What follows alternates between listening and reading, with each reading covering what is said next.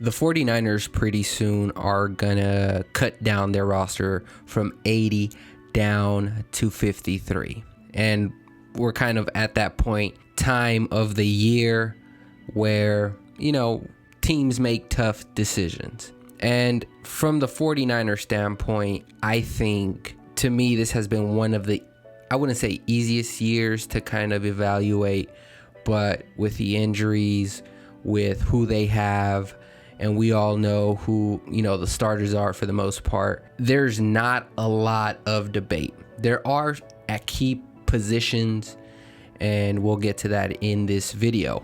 I guess the positions we'll be talking about are wide receivers, running backs, tight end, and defensive line. I think the rest of the positions are pretty straight clear, though things can change.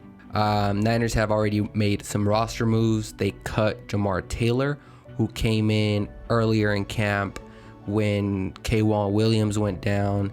So he's still in a position to come back as a practice squad candidate. But, for now, he's been cut. And then you have Tavon Austin, who a lot of people actually had him making the 53.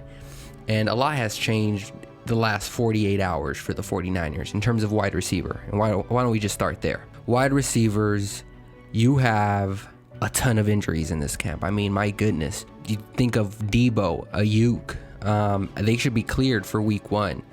But the question was towards the tail end of that group, right? We have Jauan Jennings, we had Tavon Austin, and then you had now included is Richie James, which a lot of people didn't think Richie James was going to be able to start the year on the 53 because of injury and whatnot. But I think a lot has changed, and mainly it's because Tavon Austin was put on IR. And once that happens, it's like, okay, at wide receiver, usually you keep 6. Do you consider keeping 7 at this point? I mean, Debo, Ayuk, Pettis, Bourne, Trent Taylor, and then you have Richie James. I think Richie James has to make this 53. He's your kickoff returner, punt returner. You can play special teams. So he is versatile. But I think in that group, you have to add Jauan Jennings just based on the injury history this year alone. J.J. Nelson was another guy who was brought in. He went on IR. So nothing is guaranteed right now at wide receiver. And this personally was a depth for the Niners entering camp. Somehow with all the injuries, this has turned into somewhat of a concerning area. And, it's just about stability at this point. Do you risk cutting Jauan Jennings and him going to a rival team? I don't think Kyle would want to do that. And it is a risk, Jauan Jennings can be used as a tight end, similar to Hurd. I think he was a Hurd backup. So now he does bring up a good mismatch to the team. And so I like to keep Jauan Jennings on the roster. So, personally, this is why I had, the Niners bringing in 7 entering the year. Why not? Now, the next group I want to talk about is tight end. And, I've been reading a lot of other people's blogs to kind of get the pulse of what other people are thinking. A lot of folks are thinking they're going to keep 3 with Kittle, Jordan Reed, and Charlie Warner. And they're leaving out Ross Dwelley out of the 53, which is, to me, it's kind of absurd if you really think about it. I mean, Ross Dwelley not only came in as a backup tight end to replace Kittle when he was hurt last year, he really made some great plays down the stretch. He did help us win against Arizona in Arizona last year. Remember that game? And so, to me, I think Ross Dwelley, just as valuable as he was last year, I think he's as valuable this year. Not only does he know the offense, I think that's important too, knowing the offense and knowing his role. He can play special teams. I don't think Kyle cuts Ross Dwelley. He likes to keep his guys, the guys he's developed. And so to me, I think it's difficult for him to cut a Ross Dwelley. This is why I have the Niners getting 4 tight ends in their roster, with Ross Dwelly being the 4th. Now moving on to running backs, and look, I posted a blog about the Niners possibly keeping 5 backs, including the fullback Kyle Juszczyk, of course. But obviously they have a surplus on running backs, and I think they keep the traditional 3 backs, with the fullback being the 4th. You have Mostert, McKinnon, and Tevin Coleman. I think Shanahan loves him some Tevin Coleman, and that's why he remains on the team.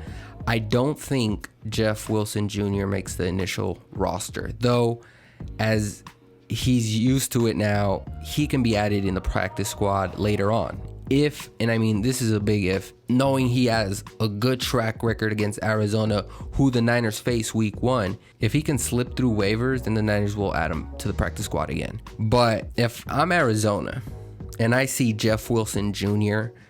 being waived by the Niners, I'm picking him up in a heartbeat. I think he could not only be in the roster for Arizona, he can be in the roster with Seattle. He could be in the roster with the Rams, especially. It's a big risk, but I think the surplus at running back is there. Now, the question is always with Jerick McKinnon, his health. I think that'll be the biggest question mark, but they also have a very good rookie in JaMycal Hasty, who I think will be added to the practice squad, of course, after he clears waivers, hopefully. Now, let's move on to the last group I want to talk about, and that's defensive line.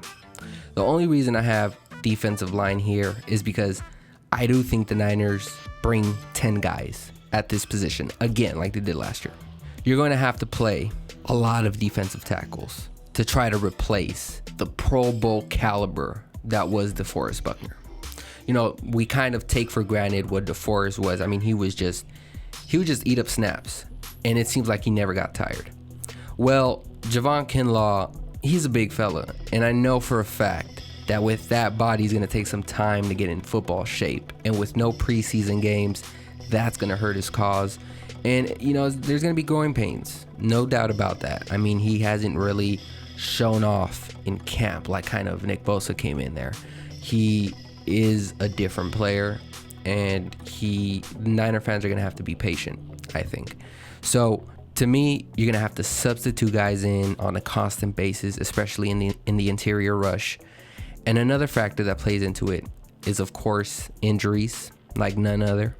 It sounds like it's nothing too serious, but Nick Bosa and Dee Ford did miss significant time in camp.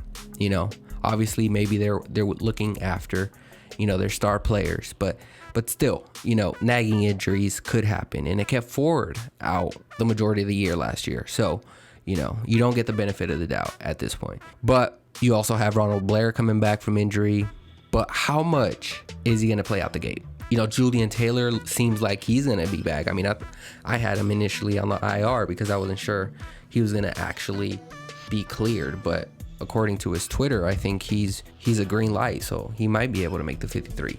This is where also you have Kevin Givens being added. He was a roster cut last year. Solly, he's been looking good. Now, initially I had Kerry Hyder and Contavious Street added to the roster, but if Julian Taylor is healthy, assuming I'm just going based off of what I'm seeing on Twitter, this could be totally reading way too much into Twitter, but Julian Taylor may be cleared, which of course he'll be added in the 53. That leaves a spot either for Contavious Street or Kerry Hyder. Do you take a guy? I mean, both these guys have really impressed in camp from what I heard. Kerry Hyder has kind of been flying under the radar a little bit. I've been hearing his name a lot of great things, but at this point, I'm not sure what they're gonna do. You know, one of these guys will be eligible if they clear waivers to be back in the practice squad. And, you know, I haven't really thought too much about it. Maybe they just keep a no name in Contavious Street, but who knows? Contavious Street has also been dealing with injuries. He was out last year because of it. So who knows? Who knows at this point? All I know is that I had both initially added to the 53, but now with Julian Taylor possibly being back, that changes things, at least for those two players in my eyes. That is basically it. That is kind of my breakdown. I guess people in the bubble right now, as the Niners have less than 48 hours, I'd say, to make some roster moves. Anyways, guys, let me hear from you. What are your thoughts on the positions in need? We have Ross Dwelly that we talked about, Jeff Wilson Jr. that we talked about, Richie James, Joanne Jennings that we talked about, and then we have Kerry Hyder or Contavious Street, maybe Julian Taylor now being added.